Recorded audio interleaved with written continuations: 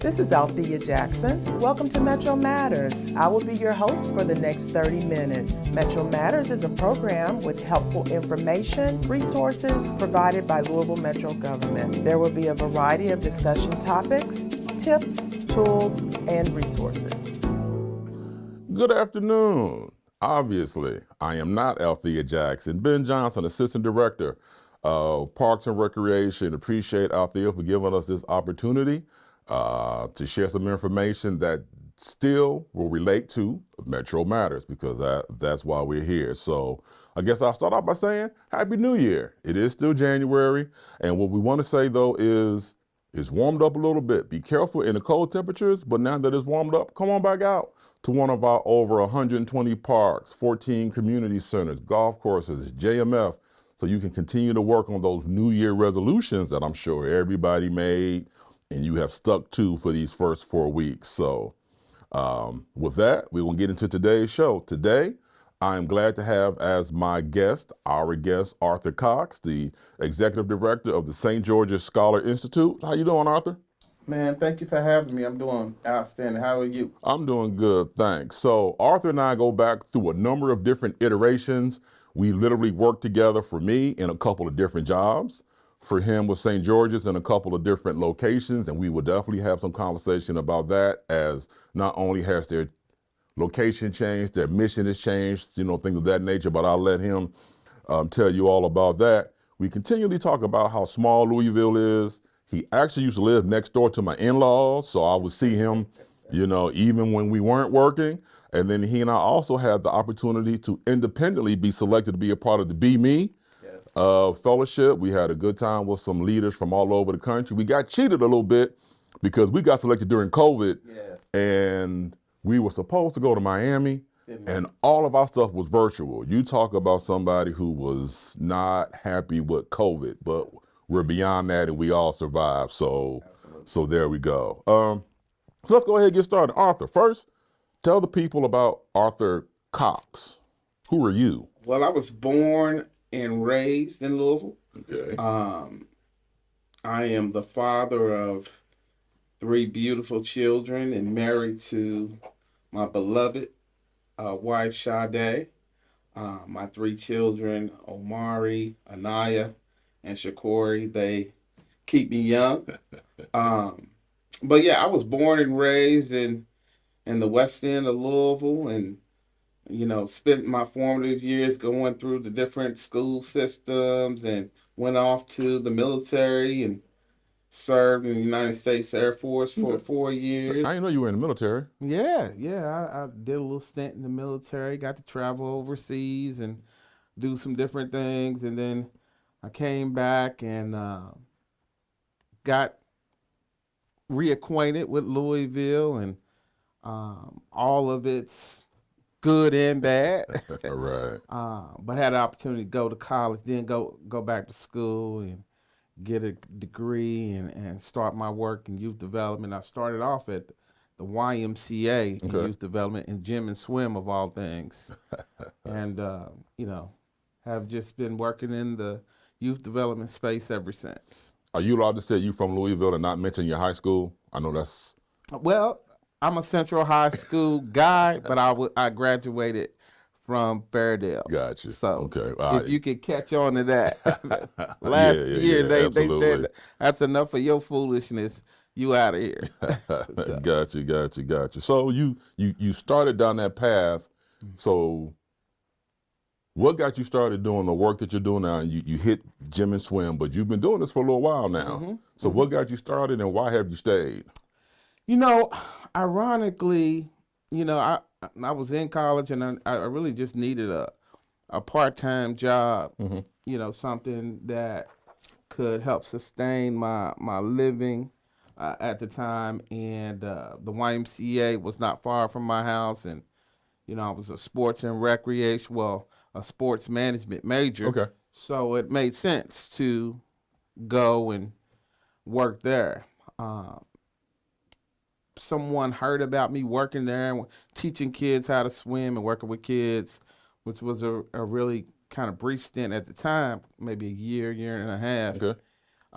Kenny Boyd from Youth Alive. asked me to go with him, take some kids to a festival in Indianapolis, and I did that, and the rest is history. I never intended on working in the youth space. Got you. It just kind of everything just kept happening in that direction, and opportunities, and I'm a community center kid. Back when Plymouth Community Center, when I was a youngster living in Village West with my mom and my brothers and sisters, we used to and she used to work at Plymouth Community Center.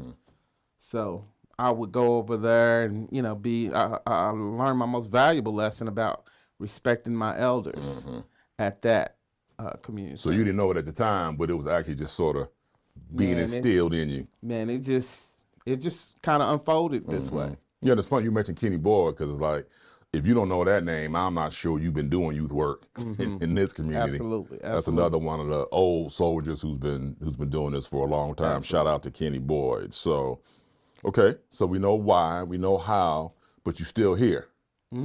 Still doing it. How long at St. George's? Well, 20 years at St. George's. It's 20 years this year. Okay. You ought to have a party or something. Yeah. They ought to have a party for me. No, but honestly, we're celebrating 60-year anniversary. Okay, I see. It used to be St. Major. George's Community Center. The programming belonged to, we were born out of the Episcopal Diocese. Right. We were in the property at 26 and Oak. Remember my for other years. job, I came down there and visited with you when Yeah. I was doing some other work in youth space. Yeah. So I was there for a long time. I started there in 2004. We stayed in that space probably to 2016 or 17. Okay. And then we, hit a couple transitional spots, but landed with Metro Parks and over in the California Community Center. So, yeah, it's been a long journey. And why am I still doing the work? The work still needs to be done. Kids keep you young, man, and you learn. I really learned so much about life from young people. Oftentimes we always talk about pouring into young people and helping young people, but the way information has changed and the rate at which they are experiencing things, it's much different than you and I. We didn't have the social medias. We didn't have all the technology that they have. So they're getting it a lot faster. They dissect it a lot quicker. They accept it a lot quicker. They're helping us a lot more and than they helping us a lot more. Right. And so, what I try to do is just, help them put guardrails on what they're doing and, fan that flame in them wherever they want to do, whatever they want to go, not be a deterrent unless it's something negative, of course. Right. But yeah, so that's me. Interesting because I tell people, I think most of us have grown up at or near a community center of some sort. I'm Philadelphia born and raised, but the thing that people who don't work in this space don't recognize, to your point, is when we came up, you went to the community center because they had the newest, shiniest toys, the stuff that your family couldn't necessarily afford or have or whatever. Now it's almost a reverse. The kids have more stuff than we have or access to it equally or as quickly because of technology. They can stay wherever and be all over the world. Yeah. If you're a gamer, somebody in a whole nother part of the country, part of the world, the technology and so forth, where again, we used to come to the center because you wanted to see, you wanted to catch up with your people, whatever. Now you FaceTiming and Zooming and WebExing and everything, It's amazing how technology has changed the landscape, like I said, and changed information and how we get information and how fast we get information. Even, and musicians talk about, the content just changes so quick. It's, we have to evolve as much as, and youth have to have a voice in everything. Right. Because what we think they might be attracted to is boring at this point. And so we try to make sure that they have a voice in the things that we want to try to implement to keep them occupied, keep them on that path to greatness. Because they got a voice whether we give them one or not. Yeah, Because they just won't show up. yeah, You know, and at this point, they really are showing up as much for the people, the staff, the folks that are, like you said, are pouring into them as much as anything else. Because again, the technology's there. They can go other places. They can stay home. So I tell my team all the time, in theory, our kids have to go to school. None of them ever have to set foot in this building. So if they do, it's because, and I try to make it about my people, it's because of you. It's not just the program, it's the people. It's how you love on them, like you said, how you pour into them. So we need to understand that and realize that it's a special bond. yeah. I mean, I tell our folks, I tell anybody this: relationships are the real currency. Right. You know, kids know when you care, and until they know that you care, they won't care. Right. They vote with their feet, but when you love on them and you care about them, we just had one of our youth coordinators move on to another position in another agency. She got her degree, and you know, that although that was sad for us, it was really sad for them. And so some of those Right. kids are, you know, A little confused, trying to figure it out. just trying to manage, Right. you know, that relationship that you talked about. Yeah. You know, and so it's really, really important that we build a strong culture where relationship are safe to build, and we can talk about anything, and we can mentor to anything, and just have time to really dissect and process what's going on with young people. Right. And ironically, I was at California yesterday. Supervisor there is doing a great job building relationships. We had a meeting at Hudson. Came back from the meeting. A young man was in the he was in the building. His mom came to get him, and he asked, could he stay? Yeah.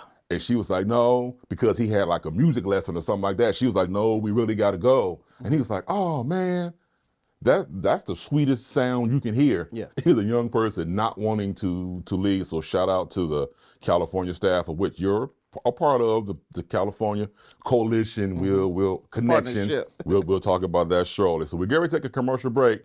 But before we do, real quick, you touched on your 20 and St. George's 60. Those are major. Yeah. What's changed?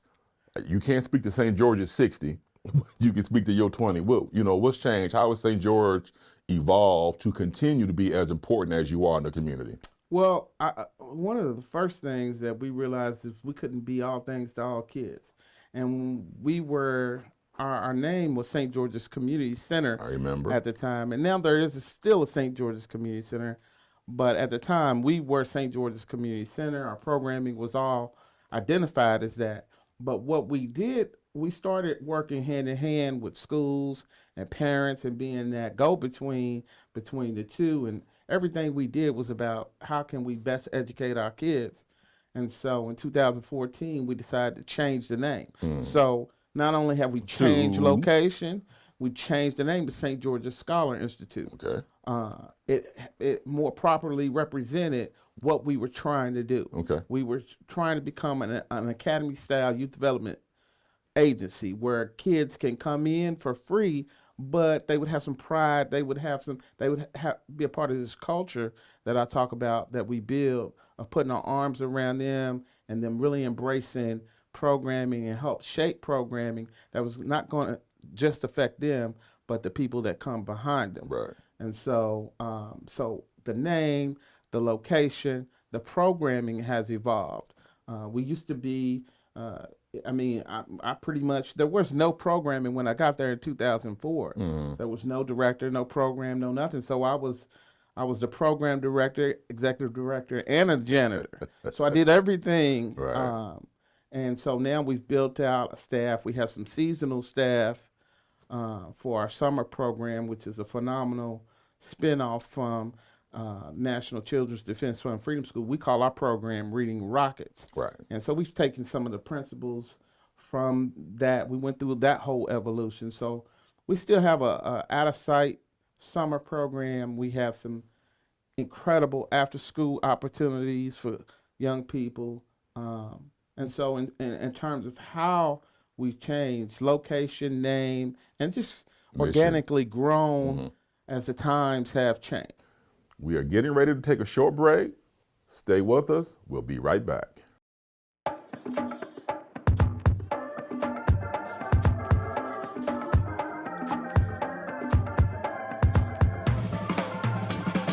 Get it, slip it, cuff it, check it. Talk to doctor now and share it. Get it, slip it, cuff it, check it. Talk to doctor now and share it.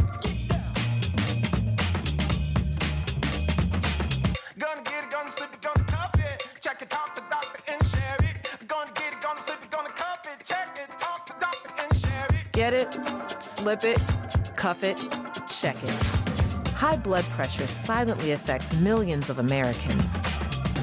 Staying on top of your blood pressure is as simple as these 4 easy steps. Self-monitoring is power.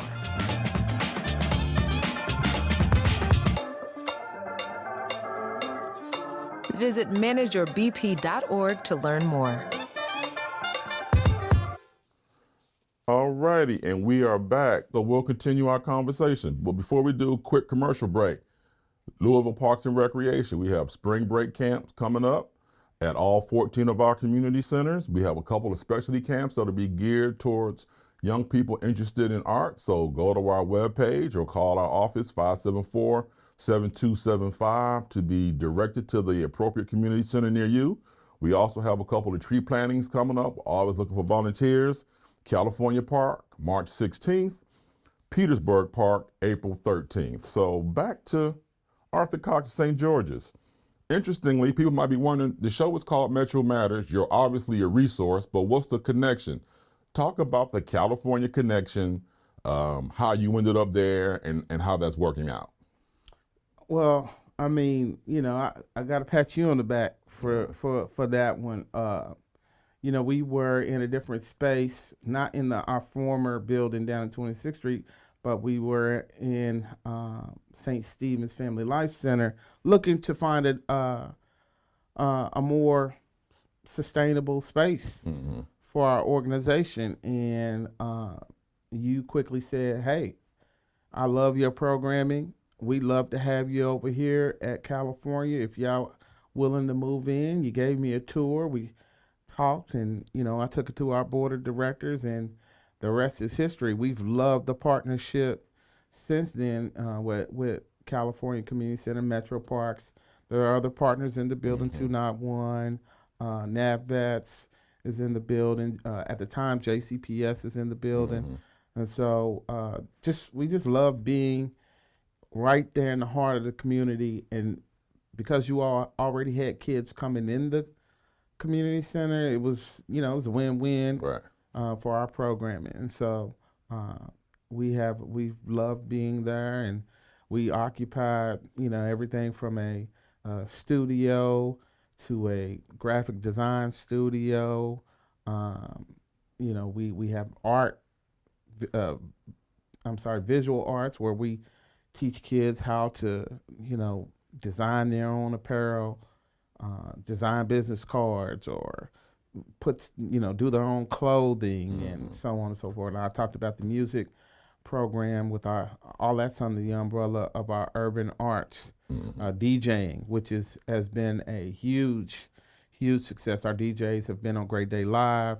They've done sets with national recording artists. They've done their school parties, you know, just a number of different things under the urban arts program that we have. So that partnership has been a blessing to St. George's Scholar Institute. We appreciate that, and it's been one for us as well, because, like you said, there were a couple of things going on there. First off, they pay rent. We have a lease, so don't start blowing up the phone line talking about, hey, we need a room. It is a business relationship, but it's worked out great. That California connection he mentioned, 291 and NAVVETS. JCPS is still very active.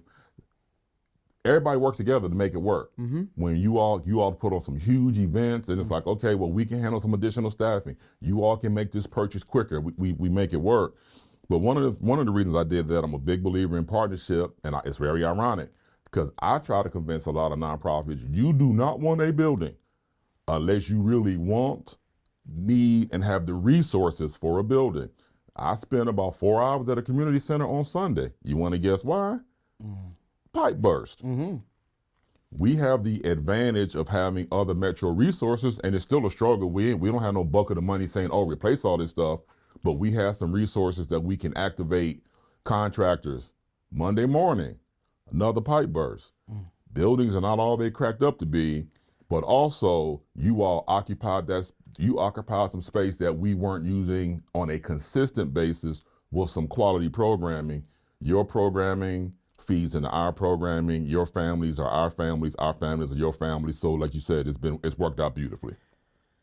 Man, you said a mouthful, because we have experienced that exact testimony with St. George's Scholar Institute. I mentioned being at 26 and Oak from 2004 to 2017. During that time, we were largely responsible for everything, all the maintenance. Right. Anytime a pipe burst, anytime a roof leak, all the LG&E, all the water bills, all the break-ins. I mean, it was, mowing the lawns. I mean, so I also inform my colleagues throughout the community.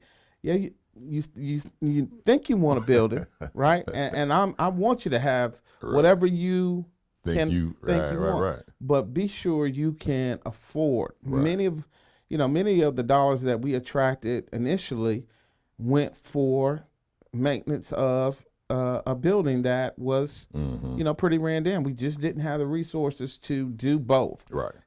At a high level. And so, until you're ready for that, like you said, and you have attracted some major resources to you got to be looking over the course of at least 5 years, then I would encourage you to find places and spaces that can accommodate your programming. You can work in partnership, because partnership can be a beautiful thing. It can, absolutely. And we talk about culture. One of the biggest things that I think St. George's has brought to California is our culture.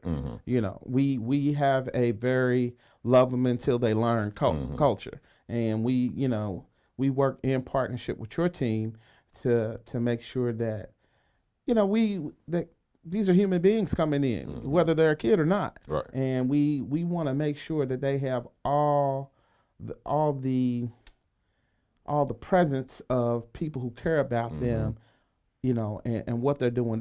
When it's time to be disciplined, all stick together. Yeah, we stick together on that. We stick together on that.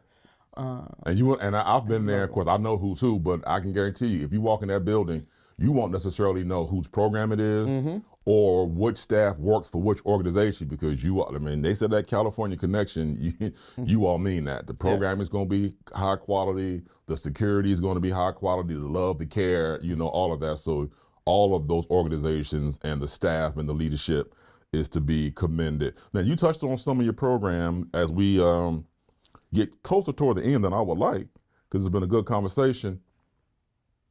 Favorite program? No. Let's do it this way. Which program has been the most popular with the young people? Could you stressed that earlier? Well, I mean, when you're running a summer program every single summer and that continues to grow and blossom. Says a lot. That says a lot. So for our younger people, K through 8th grade, that's probably, they're going to sing those songs throughout school. They're going to go home every day singing to parents. Parents are going to know the names of the stuff that they do. But we just ventured into a partnership last year with the Kentucky Department of Education to do some tutoring for a lot of kids that kind of fell through the cracks or got lagged behind because of COVID. And to get a report last week that 83% of the kids that we've been tutoring in one-on-one tutoring and reading and math have improved in their grade level.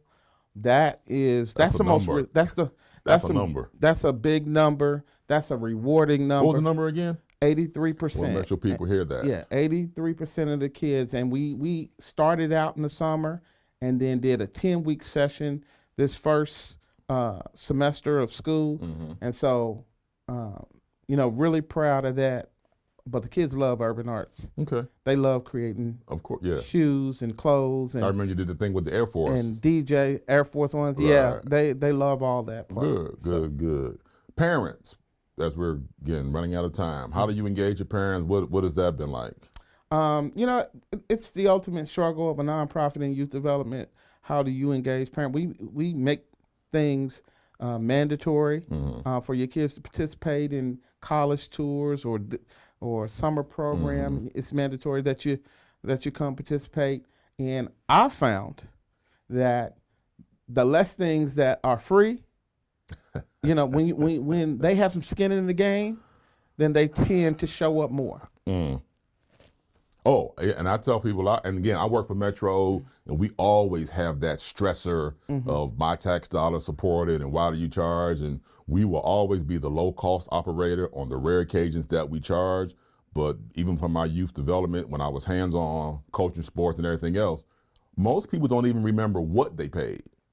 They just remember that they paid, and you get up and go do whatever, because like you said, then you get spaces that are wasted, you get a little less buy-in, sometimes from the parents, sometimes from the kids. So a little skin in the game can go a long way. It does go a long way. I mean, we had a conversation in our staff meeting about that last week. It's just a fact. You know, when people are invested, they tend to care more. Yeah, and it's tough. Again, we are caring, loving people, and you want everybody and whatever. But I also know that you know who really ain't got it, can't get it, sort of struggling. We're not going to turn anybody away. Scholarships are available for some of those kids Okay. and some of those families. All of our programs have been free over the course of like 3 or 4 years. But what we've noticed is that they can take it, easy to come, easy to go. They take it or leave it. And so we've talked about how do we improve that. And one of the biggest things is start putting a fee to some of these things. Okay. I'm getting to wrap up. Lastly, there's nothing for kids to do. How do you respond to that? Well, that is it's just not true. It's just not true. I would encourage you to visit one of the Metro community centers. You're going to see a ton of activities to get your kids into, low cost to no cost, whether it's a partnership with St. George's or basketball leagues or all the different things that parties and camps and you know, you all do a phenomenal job of staying busy. So it's just not true. I mean, it's just, what does your kid want to do? Right. And they can influence what happens there, but they got to be present to make their voice available. Absolutely. I agree 1,000%. I appreciate it. Again, our Sammy Moore basketball tournament is starting a month from today. BestParksEver.com. We're available on all social media, 574-7275. This is Ben Johnson filling in for Althea Jackson on Metro Matters. Thanking again my guest, Arthur Cox. My man. Always a pleasure. Always. Website, real quick. www.stgeorgesky.org. And they're also on Facebook. Thank you. Might see you again next month. Enjoy yourself. Have a great time.